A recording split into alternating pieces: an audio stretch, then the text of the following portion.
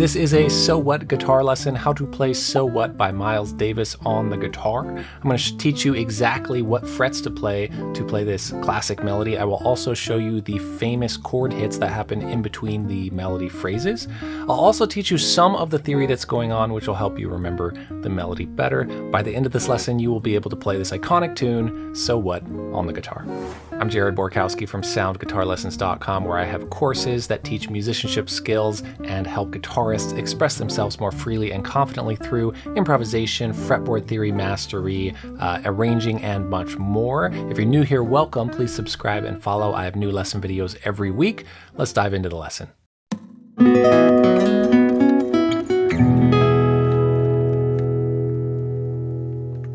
Okay, here's what we're going to cover in this lesson. We're going to learn the scale shape that the melody comes from. We're going to play it up and down in two places to cover everywhere that the melody happens on the guitar. This is great to do. I'll show you exactly how to practice it. Then we're going to talk about thinking of that scale in a slightly different way, and I'll show you how to practice it to get yourself grounded in the tonality that the actual song So What is in. This is going to help a lot for learning the melody, which is what we'll do next. I'll show you fret by fret how to play the melody. Then I will teach you the chord structure and how to play the chord hits that are kind of famously in between the melody. And then we'll piece it all together and play the whole thing, and you'll be on your way. And at the end, I have a bonus tip on an easy way to start improvising with it. The next thing you'll want to do after playing this is probably improvise after you play the whole melody. So a scale that you maybe already know, most likely, is something that we can use to improvise over it pretty tastefully, and I'll show you that as a bonus tip at the end. If you want a resource to follow along, we're going to be doing some scale shapes here. I have a free scale resource that has all the physical scale forms, the diagrams on a PDF of all the scales, but exactly where we're playing this scale here is in there. So if you want the physical shapes of that, you can get it with the link in the top of the description, or go to soundguitarlessons.com/scales. So step one here is to play the scale that the melody is in. This is going to help a lot just to be able to play this up and down.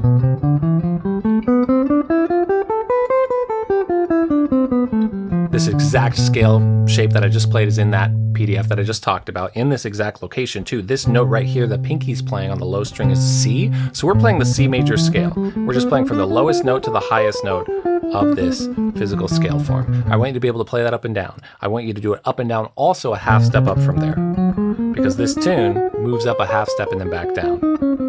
So just drill that up and down, and that's step one. The next thing I want to show you is how to think of this scale in the tonality of the actual tune.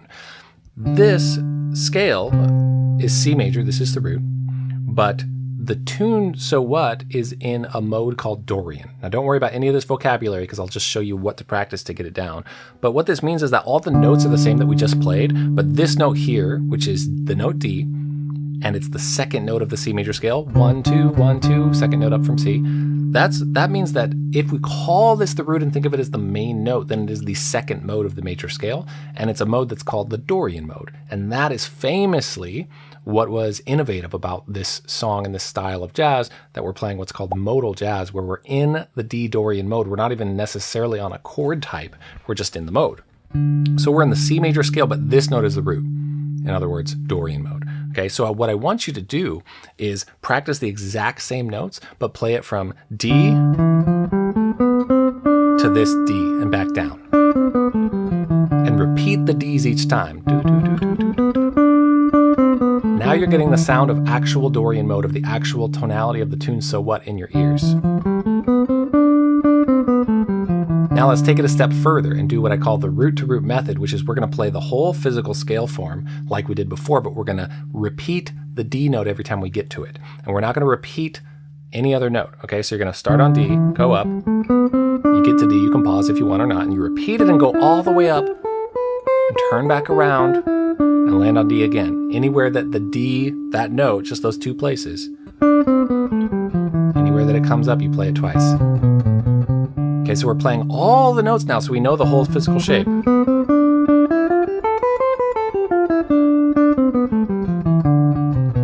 this is just great. This is the theory stuff that will help you learn and remember the melody so much longer. But just even if you don't remember any of the vocabulary terms and you practice just that, excellent for your playing in your ears if you want to play this tune. Let's make sure we do it a half step up as well.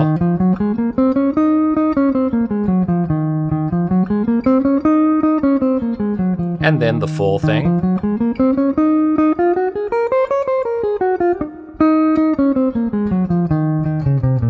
I'll do it one more time.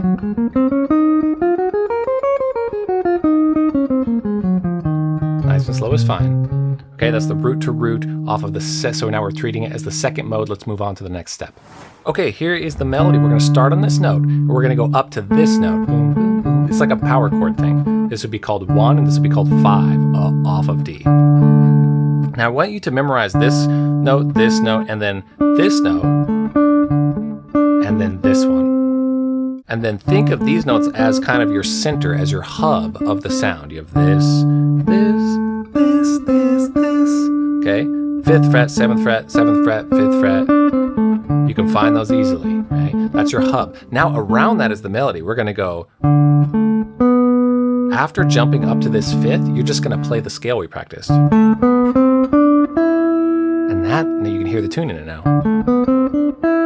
Okay? 1, 5 of D, and then up the scale, boom. And then go back down to this note, which happens to be the flat 7 of D, and then land here, okay? 5 fret, 5, 7, 4, 5, 7, 5, 5, 7. Okay, I'll do that again. That's most of what we need to learn here, okay? Now that phrase happens over and over again for this tune. The first time that happens, the next time it's this. Jump down to that note. Third time, it's the same as the first. And the fourth phrase is just this. Okay, 5, 5, 5, 7, 7 frets. Okay. And all of those notes are just inside the scale form that we worked on. So you can think of them. If you want to think of numbers of the scale, which I often do, I would call D1 and go 1, 2, 3. I won't say flat or sharp right now. I'll just go 1, 2, 3, 4, 5, 6, 7, 1. Okay, that can help sometimes if you're into that kind of thing. 1, 5, 6, 7, 1, 2, 7, 1. Whatever way works for you is totally fine. Now the whole melody goes up a half step the third time it's played. So we just went through the whole melody once. It's going to happen twice, and then you go up a half step and play it, and then you play it again down. Okay, so up a half step, work on it there too, otherwise it'll feel weird.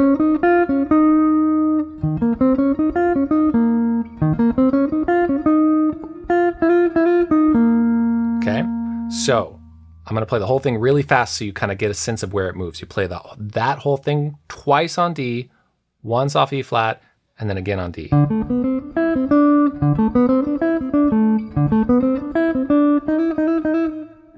That's one time on D.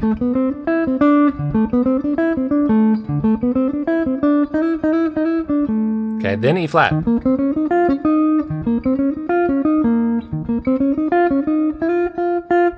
Then back to D.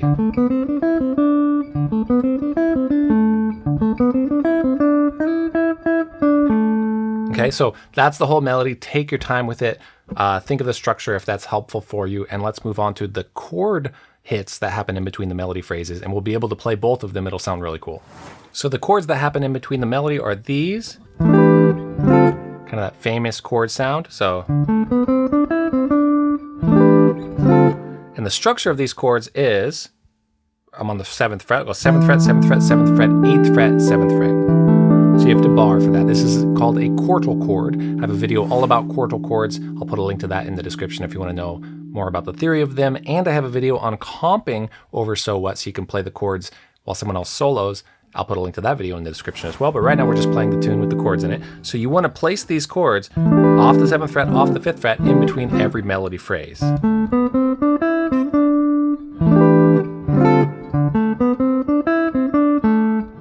Etc. And of course, when it goes up a half step, they move up a half step as well. So once you work on that, then you're ready to piece it all together, and let's give that a go. So I'll demonstrate the full thing. It's important to note here that this melody at the beginning is a pickup line. That means that it's a series of notes that are before the tune actually starts. So it's 1, 2, 3, 4, land, the beginning of the tune right there. So when we're counting it off, like I'm going to use a backing track to demonstrate for you, but this sounds great on its own. You can do it without a backing track. I'll have to make sure I start before the actual backing track starts. So I'll start while the click is still happening.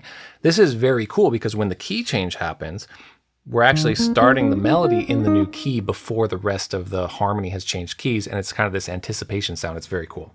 So let's just demonstrate the whole thing for you, and then you can piece it together for yourself and give it a go.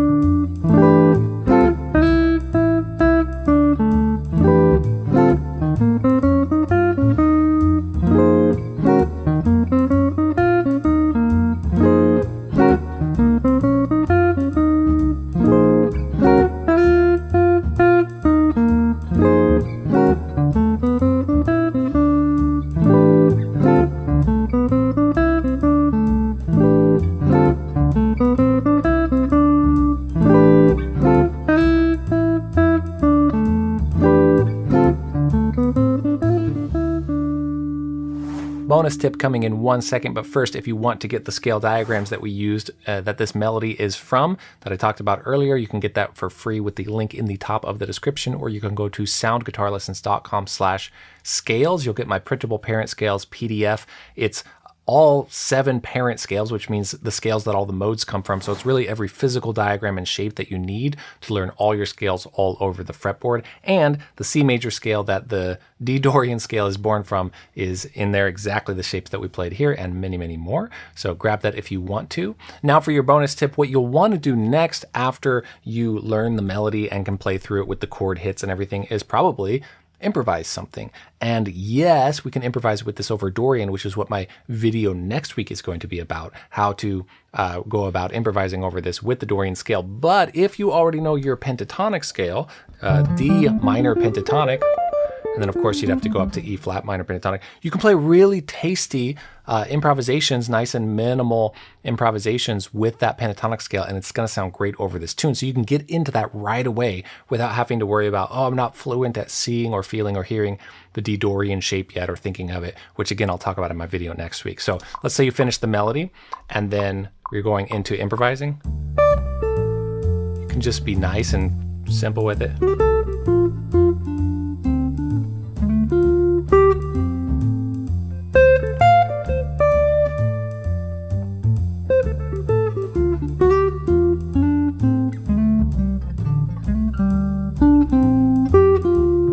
Keep going to the E flat.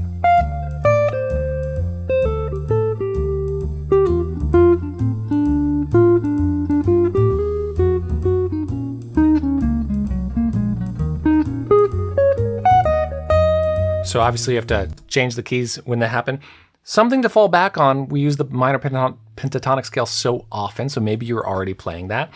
Just try not to sound like maybe the licks that you always play or just like a blues lick on this, and instead just be really minimal and tasteful with the phrasing, give it a lot of space, and that's something you can fall back on while you work on improvising with the Dorian mode or thinking of it in other ways. Stay tuned for my video next week on how to improvise over this very effectively with the Dorian mode and with some other approaches as well. I post a new lesson video every single week. Hope to see you in that one. Take care. Thanks for watching and happy practicing.